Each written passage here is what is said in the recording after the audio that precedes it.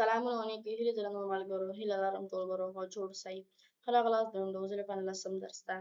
که څرنګه تاسو ښه پوهیږئ په تېر درس کې موږ تاسو د ډیسکټاپ پرسونلایزیشن په برخه کې د لاک سکرین په اړه معلومات ترلاسه کړل. په دې درس کې موږ تاسو د لاک سکرین په برخه کې د سکرین ټایم اوټ یا هم پاور اینډ بیټري آپشن په اړه معلومات ترلاسه کړو. د دې لپاره چې د پاور اینډ بیټري آپشن په اړه ښه معلومات ترلاسه کړو نو موږ راځو سرچ باکس ته کنټرول پنل باندې کلیک کوو او د کنټرول پنل په برخه کې سیسټم اینډ سکیورټي په برخه کې ځو او پاور آپشنز وایو. پاور آپشنز په برخه کې موږ پنځه آپشنونه لرو. choose what the power button do, choose what closing the lid does, choose when to turn off the display او choose when the computer sleeps آپشنونه یو بل سره هیڅ توپیر نه لري او سیم آپشنونه دي. یوازې create a power plan آپشن د دې نورو څلورو آپشنونو سره فرق لري. راځو لومړی د choose what the power buttons do او create a power plan آپشن ولرو. ځکه نور آپشنونه لرو ځکه چې نور آپشنونه یو بل سره هیڅ توپیر نه لري او سیم آپشنونه دي. راځو لومړی choose what the power buttons do آپشن ولرو. choose what the power button do آپشن په برخه کې لومړی when I press the power button آپشن دی. یعنې کله هم موږ د خپل د کمپیوټر په کیبورډ کې د پاور بټن پریس کوو په دې وخت کې که موږ د بیټري په حالت کې اوسو څه کار ترسره شي زموږ کمپیوټر سلیپ شي، هایبرنیټ شي، شټ ډاون شي یا هم ټرن آف د ډسپلی شي.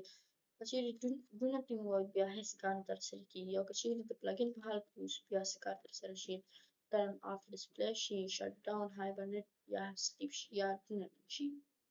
د دې څخه موږ او تاسو کولی شو هر آپشن چې زموږ خوښه وي هغه انتخاب کړو. بل when I press the sleep buttons آپشن دی. چې موږ راشو د سټارټ مینو په برخه کې د پاور آپشن باندې کلیک وکړو نو تاسو سره دلته د سلیپ آپشن دی. که چیرې موږ د سلیپ آپشن باندې کلیک وکړو په دې وخت کې څه کار ترسره شي.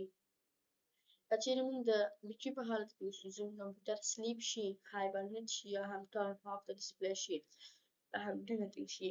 که چیرې موږ پلګین په حالت کې اوسو زموږ کمپیوټر do nothing شي، سلیپ یا هم هایبرنیټ یا ټرن آف د ډسپلی شي. دې څخه موږ کولی شو آپشنونه انتخاب کړو. بل when I close the lid آپشن دی. یعنې کله هم موږ د خپل کمپیوټر لید ښکته کوو په دې وخت کې موږ د بیټري په حالت کې اوسو څه کار ترسره شي زموږ کمپیوټر هایبرنیټ شي، شټ ډاون شي، do nothing شي او یا هم زموږ کمپیوټر د پلګین په حالت کې اوسي شټ ډاون شي، هایبرنیټ شي، سلیپ یا هم do nothing شي. خو کله هم موږ د when I close the lid آپشن څخه کار واخلو او ګټه ترې واخلو نو زموږ د کمپیوټر چارج زر مصرف کیږي ځکه موږ یوازې د خپل د کمپیوټر لید ښکته کوو نه راځو د سټارټ مینو په برخه کې پاور آپشن په برخه کې او دلته شټ ډاون ووهو. یوازې موږ د خپل د کمپیوټر لید ښکته کوو نو د دې لخاطر زموږ د کمپیوټر چارج زر مصرف کیږي. بل موږ سره د شټ ډاون سیټینګ آپشن دی. ګوره د شټ ډاون سیټینګ په برخه کې ټول آپشنونه غیر فعال شوي دي. دې لپاره چې دا آپشنونه فعال کړو راځو change settings that are currently unavailable آپشن باندې کلیک کوو او موږ تاسو سره ټول آپشنونه د شټ ډاون سیټینګز په برخه کې فعالیږي. ګورئ کله هم یو نوی کمپیوټر اخلو او هغه د لومړي ځل لپاره چالانوو ځینې هغه کمپیوټر چې د لومړي ځل لپاره چالان شوی ډېر وخت نیسي د چالان کولو په وخت کې او د سلیپ او هایبرنیټ آپشنونه هم د سټارټ مینو په برخه کې د پاور آپشن په برخه کې نه وي یوازې د شټ ډاون او ریسټارټ آپشنونه وي. دې لپاره چې خپل کمپیوټر په تیزۍ سره چالان کړو سلیپ او هایبرنیټ آپشنونه هم په پاور آپشن کې راولو نو راځئ د شټ ډاون سیټینګز په برخه کې دا درې آپشنونه انتخابوو. اوس ګورئ د پاور آپشن په برخه کې د لاک آپشن موږ سره نشته. دې لپاره چې د لاک آپشن راوړو نو راځو لاک آپشن انتخابوو او سیف چینجز وایو. ګورئ اوس که راشو د پاور آپشن په برخه کې ترلاسه شوي د لاک آپشن موږ سره دلته راغلی او که چیرې موږ راشو the choose what the power button do option ته أو current settings that are currently unavailable وایو lock option غیر فعال کړو او save changes وایو. اوس قرار شو چې power option په برخه کې د lock option موږ سره نشته ولې ځکه موږ د choose what the power button do په برخه کې د lock option غیر فعال کړی دی.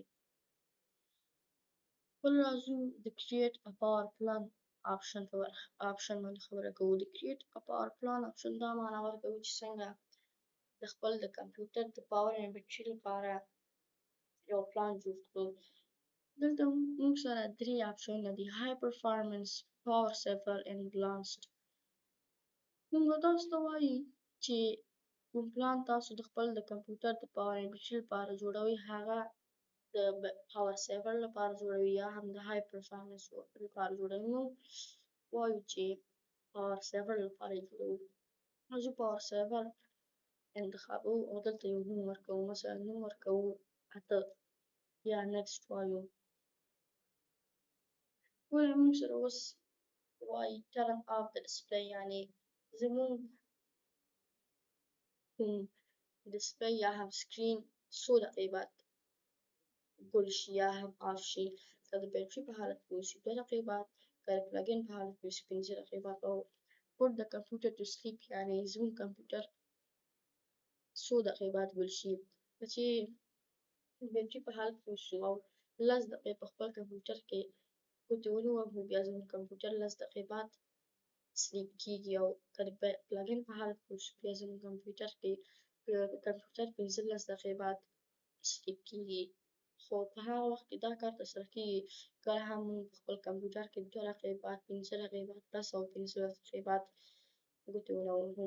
اوس که چیرې موږ شیټ ووایو، ګورئ اوس موږ سره د create a power plan په برخه کې کوم پلان چې موږ جوړ کړی هغه پلان جوړ شوی دی. ګورئ د 8 ګونو موږ سره پلان جوړ شوی دی. اوس که چیرې موږ وغواړو د ایسر د پلان لپاره څخه ګټه اخلو، د هغې څخه هم ګټه اخیستلی شو.